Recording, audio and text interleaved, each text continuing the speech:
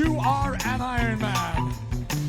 All right, what's going on, guys? Today we're going to do the Ironman Jacksonville race recap. This is going to be my personal race recap. I know a lot of you guys are interested in how the first year of Ironman Jacksonville went down, so I do go over the event as a whole to help sway your guys' decision to come race this one next year. It was a great race. For the first year, I thought they nailed it. It really exceeded my expectations, so hopefully I could provide enough insight for you guys to make that decision to come do this one. Few things that they could tweak, but being the first year, I think that they'll iron all that out next year. Those of you that have been following along, I know you guys are interested to hear how this one went for me. I got flooded with tons of messages from you guys congratulating me from the race, tracking me, all the good stuff, asking me, you know, how it went down, when's this recap going to come out. So here we are, we're going to get it done. I have been a bit lazy, but I need to put this one out. If you're new to the channel, I do race recaps for all the Ironman and 70.3 events that I do. I'm trying to build a nice database for you guys, and I just enjoy making these videos. Whenever I sign up for an Ironman,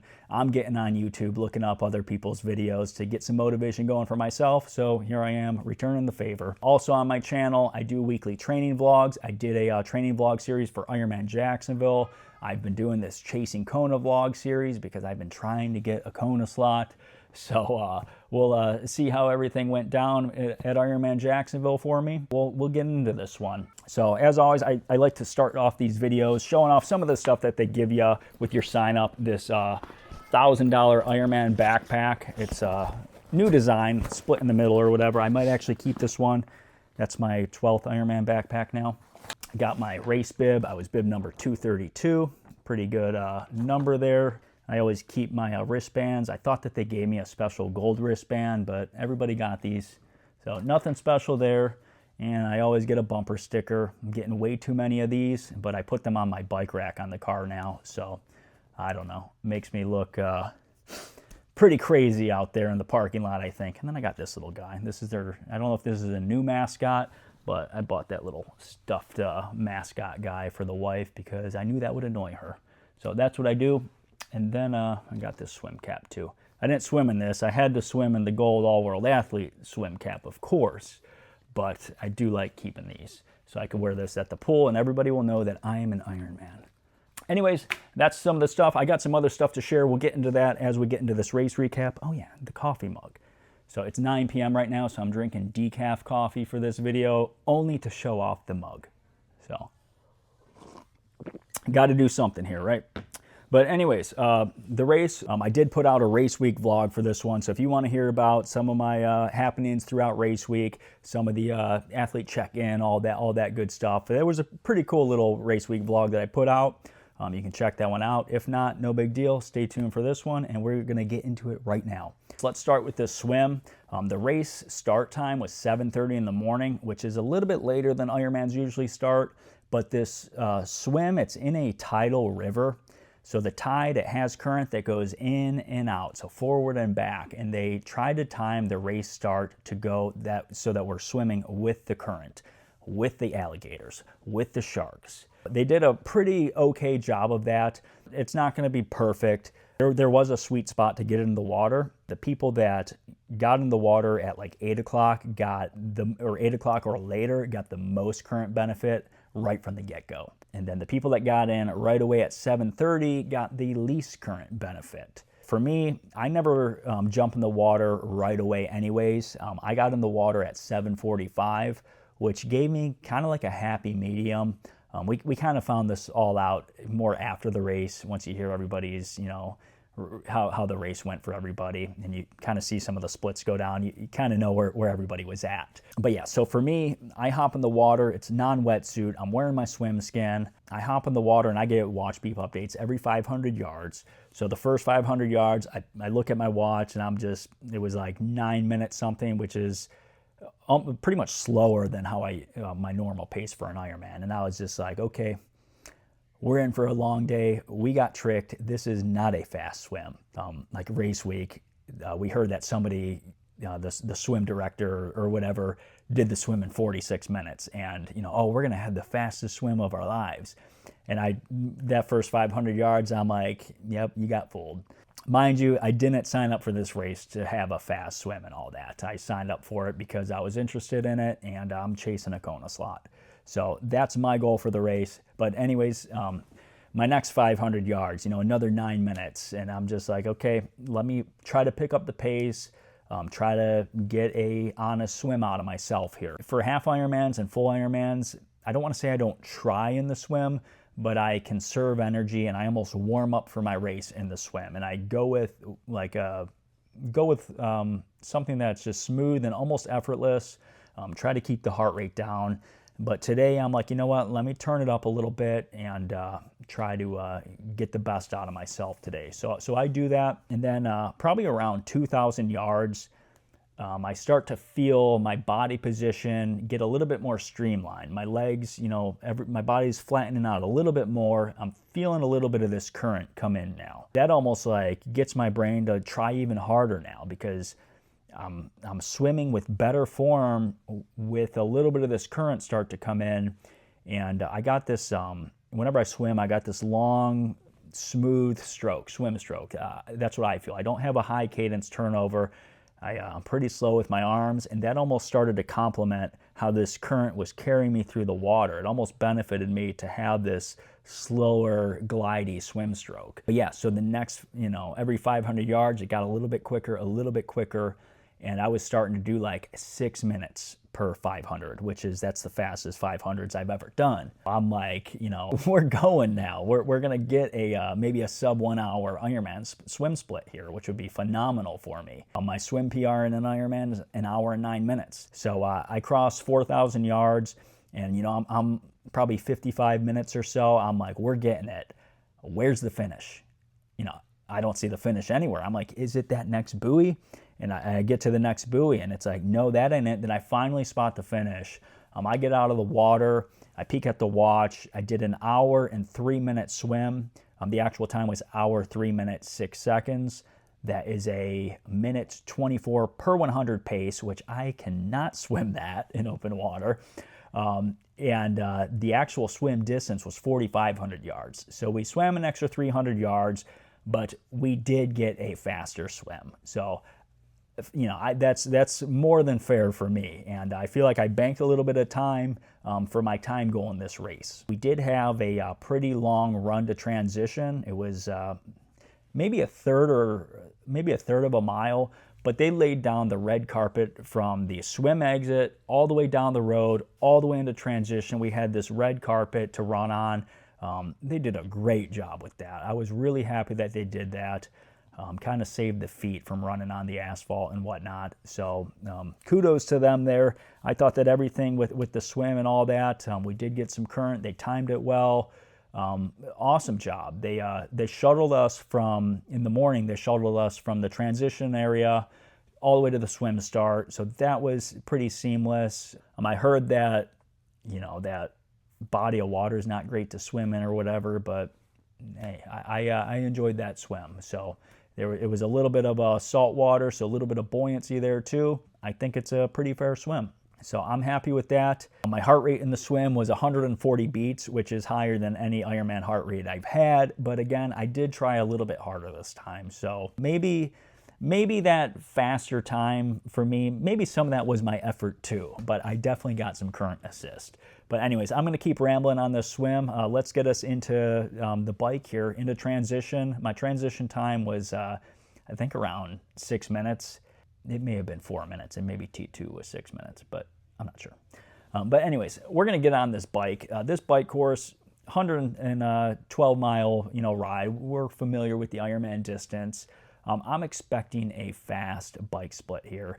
I have a very fast, capable machine. I'm doing all these, aero gains and all these tricks with my position and all that. I know I got a fast bike split coming. I just did Ironman Arizona last November. I did a 4 hour, 29 minute bike split. My plan for Florida here is increase the watts, hold aero position even better. I think I have a faster bike setup now. I'm going for a faster bike split here. So that's the plan, and I think that this is the course to do that. I get on the bike, I turn it up, I do my thing, get in position, lock in, and I am sweating. I am starting to sweat from this humidity. The temperature, I feel it's hotter. I'm hogging down water. For this ride, my My fluid intake was pushing 60 ounces of fluid an hour. That's, I nailed my electrolytes and all that within I'm not going to give you the numbers for that because we're all different, but my sodium concentricity electrolytes, those were all dialed in to 60 ounces of fluid an hour. So I was doing that I had 4 bottles on the bike, and I was grabbing from the aid stations. So that is a lot of fluid to take in. With that fluid, I also didn't have to piss on the bike, which is kind of a sign that you're not getting enough fluid in. So usually I have to piss on the bike halfway through the ride. I couldn't do that for this. Maybe that's not too much info. We're all triathletes here. I couldn't piss on the bike. But I feel like I stayed hydrated better than most people because a lot of people were starting to drop like flies on this bike. So it is a hot and humid race. We know that. This is Ironman Jacksonville in May. It's going to be hot and humid. Dial in your nutrition strategy. I'll tell you that right now. For my carb intake on the bike here, I was doing 110 grams of carbs an hour. I did that by way of, I had 300 grams of Precision Fuel gel in a bottle on my bike, and then each of my bottles had 60 grams of liquid carbs on the bike as well. This ride, you go down 25 miles, and then you do a double loop at that part of the course, and then like 25 miles back up. So that gives you, it's actually a little bit over 112 miles. My Garmin showed 112 and a third of a mile or something. So it actually was a little bit longer. So very fair course. My target watts for this ride, I was hoping to hold 240 watts for this one. I think my first hour, I was buzzing around 250 watts. And I always go out the first hour pretty aggressive in these races, and then I average down my watts throughout the ride. But for this race, I felt like I really had to average it down because my heart rate was just too high. With the heat and humidity, that played a factor on this bike for sure. Going out, we had some headwind, so I was keeping in mind in headwind, I wanted to push a little bit more. And then I'll get some benefit of tailwind on the way back. So I was I'm planning every little bit of this ride out to give me a fast bike split. I end up doing the bike in 4 hours, 32 minutes, and 9 seconds. So that's pretty close to like 10 minutes off of what I was thinking I'd be able to do on this course. So usually I'm not that far off of my predictions, but this one I didn't quite get it. I heard from quite a few people that this was a slower course than expected. I did that ride on 224 watts of power. That's 228 normalized watts. So that's a very efficient ride. That is a very great split for that little amount of watts. That was a 2.94 watt per kilogram effort based off my body weight. Run the numbers, very aerodynamic, very fast for given watts. And my average heart rate was 133 beats, so money. That was 24.9 miles per hour. The fastest age group bike split for myself, and that was the 8th fastest bike split overall of the day. I'll take it. That was the bike in a nutshell. It was a flat course, but a lot more like bridge hill climbs than expected. I drove the course the day or two before, and we went over some of these bridge climbs, and I actually threw on a wider range cassette on my bike to give me a little bit more gear for some of those hill climbs, just so I wasn't, burning myself up.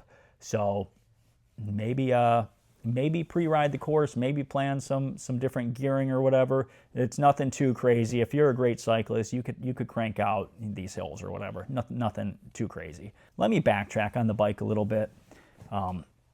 This bike course, they did a really good job. I enjoyed the bike course. There was a lot of car traffic on the bike course as well, though. In some parts, like there were cars that were kind of getting bottlenecked up from the cyclist. They didn't want to pass the cyclist, and then somebody like me that was trying to pass everybody, the cyclists and all that, I was getting, stuck behind the cars because I couldn't pass the cars going around the center lane. That's like, you're not allowed to do that in an Ironman event, but they're also riding right alongside some of the slower athletes in front of me. So I got stuck. I probably lost a couple minutes with situations like that. I know we all had to deal with that, but I was a little bit bummed out on that part. Think that they're going to iron that out for next year. Hopefully they come up with a better traffic pattern for everybody. But that was a little bit of some negative of this bike course. But anyways, let's get to this run. This was a hot run. It was getting near 90 degrees. I did have my Omius cooling headband that I feel like didn't do much. So I don't know if I recommend that or not. I've had a couple people ask me about that. How'd that work out for you? I tell them it didn't really work that well, but also it was 90 degrees, so maybe it worked better than I thought. And it was just that hot of a race that it could only do so much. But I also had my bucket hat, and I was putting ice in the bucket hat. I was holding ice, putting ice down my tri-suit. Every aid station. I feel like I didn't miss an aid station because it was so hot. My goal for this run was a 3 hour and 10 minute marathon. I knew from mile 0 I wasn't doing a 3 hour 10 minute marathon today. I knew that not because of how I felt, I didn't overbike or anything, but the heat slows you down for sure. But I've got high hopes that, like, you know what, maybe this body could do it. So I still go out locking into that pace. I seen Mike on the, spectating or whatever, and I told him, this is going to be a long day. I don't think my gut's going to hang on to this one. And he's like, just I know it's tough. Just do what you could do. So I lock onto that. It was a 7:15 per mile pace. I lock onto that for the first 10 miles. And man, it's kind of a grind because my gut just like, I got to go to the bathroom. So mile 10, there was a bathroom on the course. I had to go to the bathroom and came out of that. Oh, okay, all is good. Got to run again, but my stomach's just kind of like gurgling a bit. For the bike, the hydration that the aid stations were handing out, it was the Precision Fuel, like carbonated electrolyte tablets. And I swear, whenever I'd pop those bottles, it would like pop like champagne and it would just spray all over me, but I'd have to get the electrolytes in. So I was drinking that. And I think that was kind of foaming up in my gut a bit. And it started to affect me on this run because I was like kind of puking up foam. I had to puke 2 times, just foam, that fizzy foam or whatever. But anyways, I do the bathroom stop at mile 10. I get to the half marathon point and I cross that at 1 hour and 38 minutes. So my head's like, multiply that by 2. We're looking at over a 3 hour, 15 minute marathon now. Time goals are out the window. It's all about managing this race from this point and managing a Kona slot at this point. Maybe my race it's not falling apart. Maybe it's going slower than expected, but I know everybody's race is going slower than expected. Also, I came off the bike first in my age group. After the swim, after the bike, I caught up with everybody first in my age group off the bike.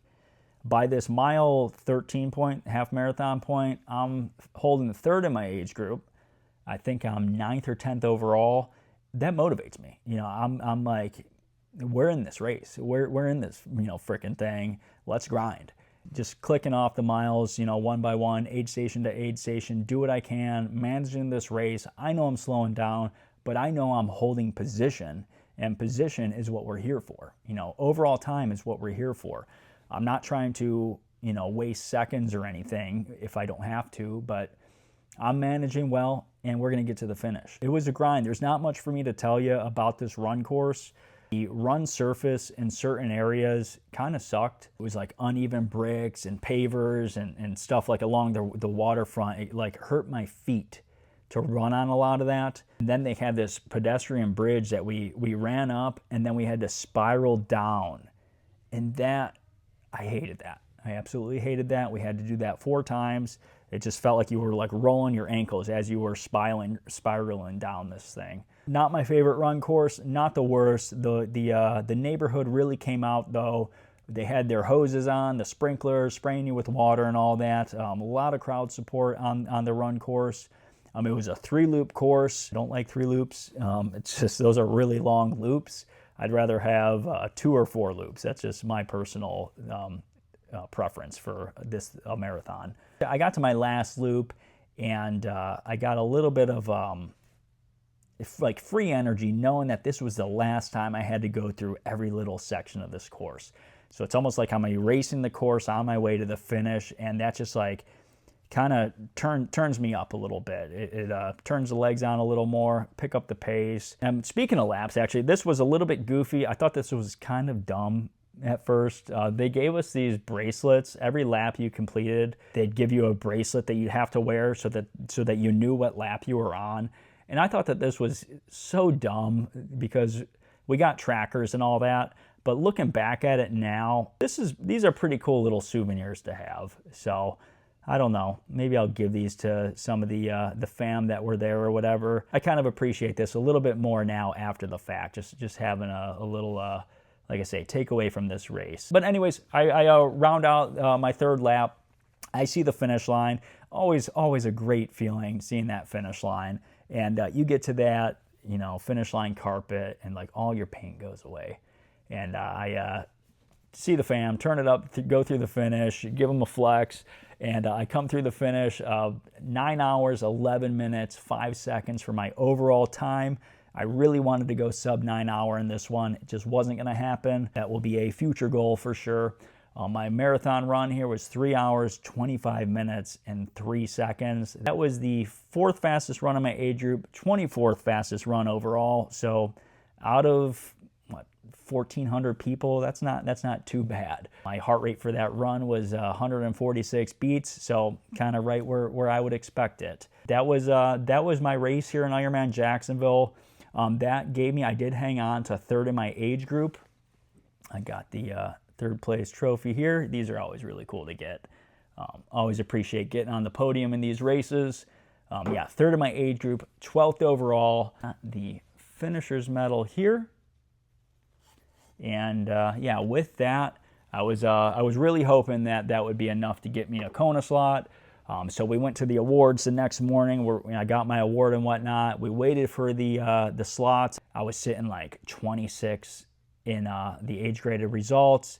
Doing the math, I'm like, I think that's enough. Like, I think that's enough to get a slot. And yeah, sure enough, we're going to Kona, baby. So we did it. Chasing Kona, the journey is complete there.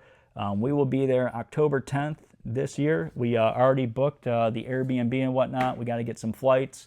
And man, that is a really, really great feeling.